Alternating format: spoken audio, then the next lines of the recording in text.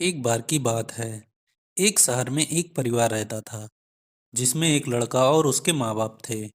वह बहुत अमीर तो नहीं थे, लेकिन उनमें प्यार बहुत था। कुछ दिनों के बाद उस लड़के की शादी हो गई। उसकी शादी एक सुहानी नाम की लड़की से हुई। वह बहुत लालची थी। वह अपने पति को पार्टी में जाने के लिए बार बार नए कपड़े और गहने लाने के लिए बोलती थी। उसके पति ने उसको समझाया कि अपने बराबरी वालों से ही दोस्ती करनी चाहिए। अगर तुम महीने में 10 बार पार्टी में जाओगी तो तुमको हर बार नए कपड़े और गहने कौन दिलाएगा। लेकिन वह अपने पति से झगड़ा करना शुरू कर देती थी और बोलती थी, अगर मैं नए कपड़े और गहने पहनकर नहीं जाऊंगी तो मेरी सहेलियां मेरा मजाक उड़ाएंगी। तुम ज्यादा कमाने की तो सोचते ही नहीं हो, बल्कि मुझे ही रोकते रहते हो।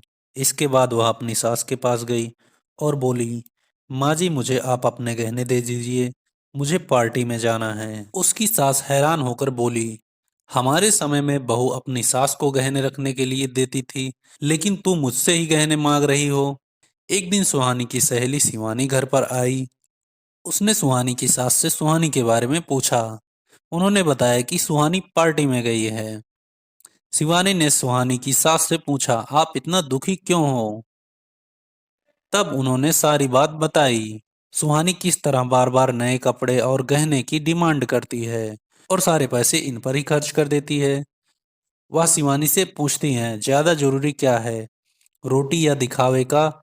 शिवानी ने कहा शिवानी ने कहा कि जरूरी तो रोटी ही है, लेकिन सुहानी को यह बात समझानी होगी।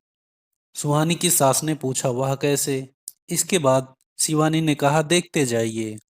शिवानी ने अपने जितने भी गहने और नए कपड़े थे, सब लाकर सुहानी के घर पर रख दिए और उनका सारा राशन और फर्नीचर लेकर अपने घर चली गई। जब सुहानी घर आई तो उसने अलमारी में नए गहने और कपड़े देखकर बहुत खुश हुई। इसके बाद वह अपनी सास से बोली, यह किसके हैं? तो उसकी सास ने बोला, यह सब तेरे हैं, तुझको अब जितना बदल कर पहनना है पहन ले। सुहानी उसमें से नए कपड़े और गहने पहनकर घर में घूमने लगी।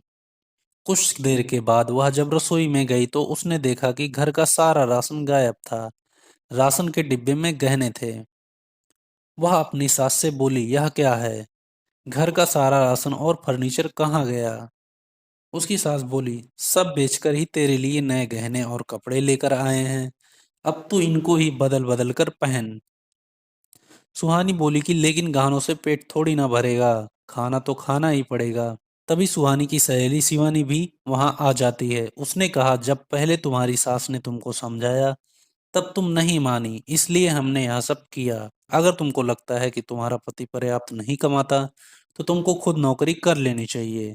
तुमको इन फालतू के दिखावे से बचकर अपने घर पर ध्यान देना चाहिए। अब सुहानी को अपने गलती का एहसास हो गया था। दोस्तों, इस कहानी से क्या सीख मिलती है? हमें फिजूल खर्ची से बचकर जरूरी चीजों पर ध्यान देना चाहिए।